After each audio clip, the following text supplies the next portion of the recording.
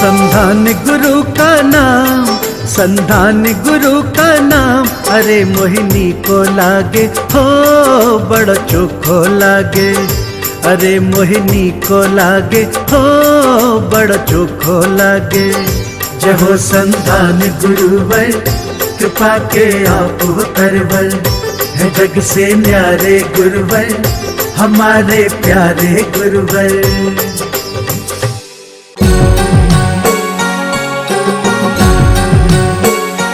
इस कार्यक्रम के पुण्यार्जक हैं माताजी एवं पिताजी श्रीमती कमला जैन, श्रीमान रूपचंद जी जैन, श्री दिनेश जैन, श्रीमती रेखा जैन, दिवेश जैन, तन्वी जैन, दिशा जैन एवं समस्त गंगवाल परिवार, प्रवासी मुंबई, निवासी ब्यावर। जो अध्ययन करने वाले, क्योंकि किसी ने कहा है कि बचपन मिला है ज्ञानार्जन के लिए। बचपन का लिए मिला है ज्ञानार्जन के लिए, जवानी मिलती है धनार्जन के लिए और बुढ़ापा मिलता है पुण्यार्जन के लिए। इसलिए जो आपको ज्ञानार्जन है वो बचपन में ही प्राप्त होगा। लेकिन उस समय गुरुकुल प्रणाली होती थी तो माता पिता अपना मोह छोड़ते थे, क्योंकि 5-5, 10-10 बेटा बेटी होते थे। अब तो 2 में ही परेशान हो जाते हैं वो। हाँ, थोड़े दिन में, और कल ही बोल रहे थे कि महाराज धीरे धीरे धीरे धीरे बढ़ते चले जा रहे हैं, आज की बात। लेकिन आप लोगों की यदि ऐसी ही यदि इसके प्रति अरुचि रही तो निश्चित रूप से और बढ़ते चले जाएंगे भारत में। आप लोगों को अपनी संख्या को भी ध्यान में रखना है। तो मैं बोल रहा था कि बचपन जो अपन को ज्ञानार्जन के लिए मिला है उसमें पूर्ण उपयोग करें और मेहनत करें। मेहनत के साथ में जो ज्ञान अर्जन करोगे बच्चों, वो कभी भी आप हमेशा आपके साथ में रहेगा। और यदि मेहनत के बिना जो ज्ञानार्जन करेंगे, अदुःख भावितम ज्ञानम दुःख सनिधो क्षीयते, दुःख का प्रादुर्भाव या दुःख का सद्भाव आते ही वह कपूर की भांति उड़ जाता है। पहले के लोग, आप यहाँ बैठे हुए हैं बुजुर्ग लोग, उनको ज्ञान अर्जन के लिए बहुत पापड़ बेलना पड़ता था और हर तरह से उनको कोई भी सुविधा नहीं दी जाती थी, क्योंकि जहाँ सुविधा है वहाँ यदि ज्ञान भी अर्जन कर लोगे तो टिक नहीं पाएगा।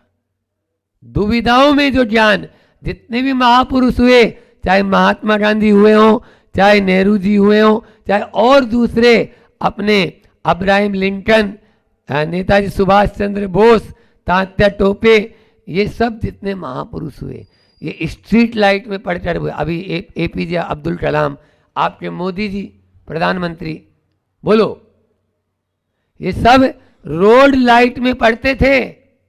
आज तो जरा सी भी आपको असुविधा नहीं, पलंग के नीचे ही बटन रहता है, वहाँ से उठ के वहाँ भी नहीं जाना है, दीवार तक भी उसी पे लगाना शुरू हो गया। ये सब क्या है? जितनी जितनी सुविधाओं में चलोगे उतनी उतनी दुविधा हमारे ऊपर और ज़्यादा आती चली जाएगी। इसलिए ज़्यादा हमें सुविधा भोगी नहीं।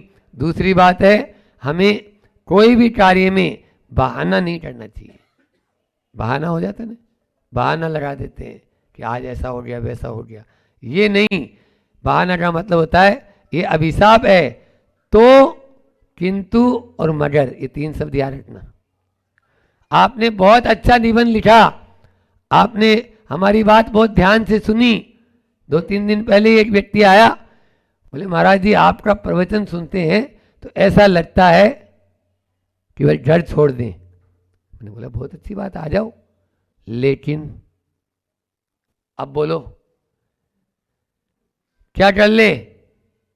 वो जो लेकिन लगा दिया, तो लगा दिया, मगर लगा दिया, किंतु लगा दिया, बट लगा दिया, यदि लगा दिया, तो ये सारे के सारे अभिशाप हैं अपने जीवन में। कभी भी तो, किंतु, बट, लेकिन, मगर, अगर, मगर, ये सब कुछ भी नहीं। हाँ, ये लगाएंगे, आपका जीवन कभी भी 3 काल में सुखी नहीं होगा। एक बार ऐसा हुआ, बहानाबाजी तो कैसे होती है, बच्चों में तो होता ही है। तो माँ साहब ने कहा बच्चों कल 3 लेख लिख के लाना। पहला चूहे का चित्र बना के लाना, दूसरा बिल्ली का चित्र बना के लाना और तीसरा कुत्ते का चित्र बना के लाना। अब वो पहुंच गया, क्यों खा लिया था क्या फिर वापस? नहीं, मैंने चित्र बनाए थे सर, बनाए थे। तो कहाँ है? बोले सबसे मैंने पहले बिल्ली का चूहे का चित्र बनाया था। चूहे का चित्र बनाया था, चूहे का लेके आता ने। बोले चूहे के बाद जैसे ही मैंने बिल्ली का चित्र बनाया, बिल्ली चूहे को खा गई। तो भैया बिल्ली का चित्र लिया था, कोई बात नहीं, अब बिल्ली का चित्र तो लाना था तुम्हें। बोले नहीं, बिल्ली के बाद में आपने बोला था कुत्ते का बनाना। हाँ तो मैंने कुत्ते का चित्र बनाया था।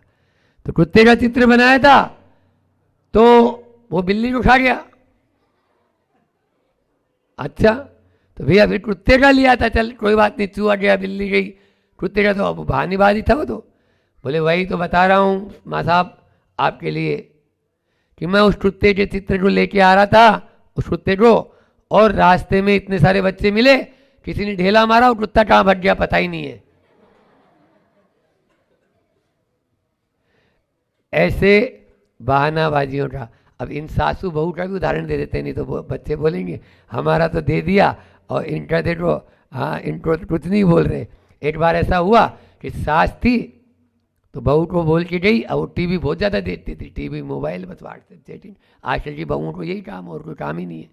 हाँ, ये मोबाइल सबसे बड़ा दुश्मन है, लिख लो।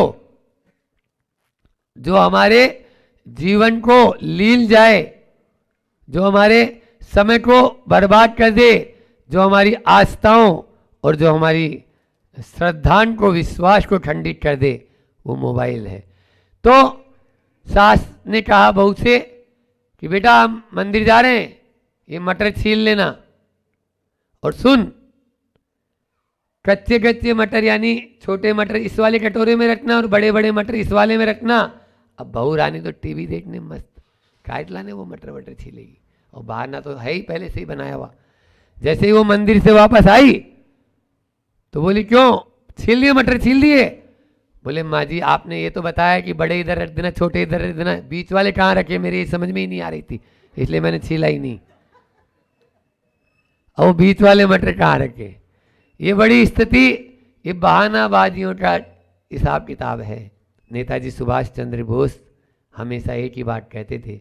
अपनी माँ को एक पत्र लिखा, मैं कई बार पढ़वा चुका हूँ मंच पे, आज भी आपको उसका सार बताता हूँ कि माँ तू मुझे इतने बड़े विद्यालय में पढ़ा रही है, मेरे लिए लाखों रुपए खर्च कर रही है, तू मुझे क्या बनना देखकर पसंद करेगी?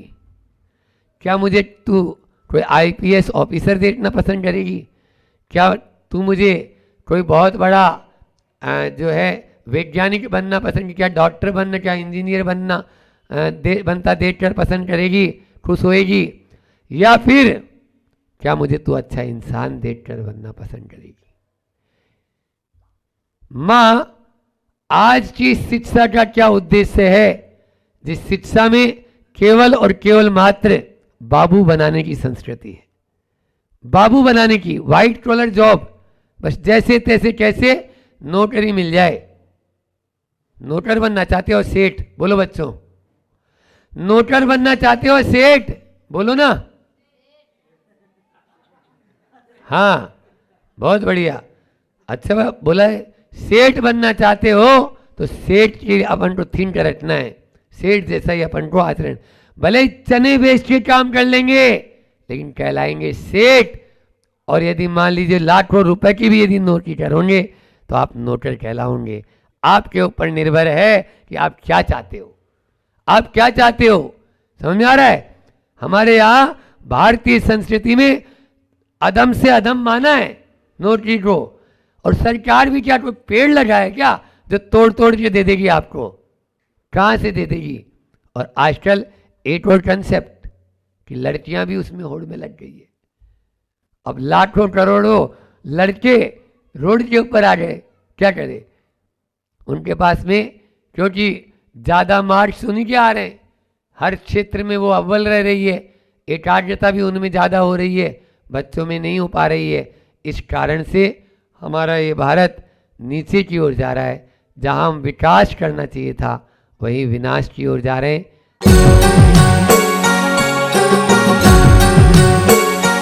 इस कार्यक्रम के पुण्यार्जक थे माताजी एवं पिताजी श्रीमती कमला जैन, श्रीमान रूपचंद जी जैन, श्री दिनेश जैन, श्रीमती रेखा जैन, दिवेश जैन, तन्वी जैन, दिशा जैन एवं समस्त गंगवाल परिवार, प्रवासी मुंबई, निवासी ब्यावर।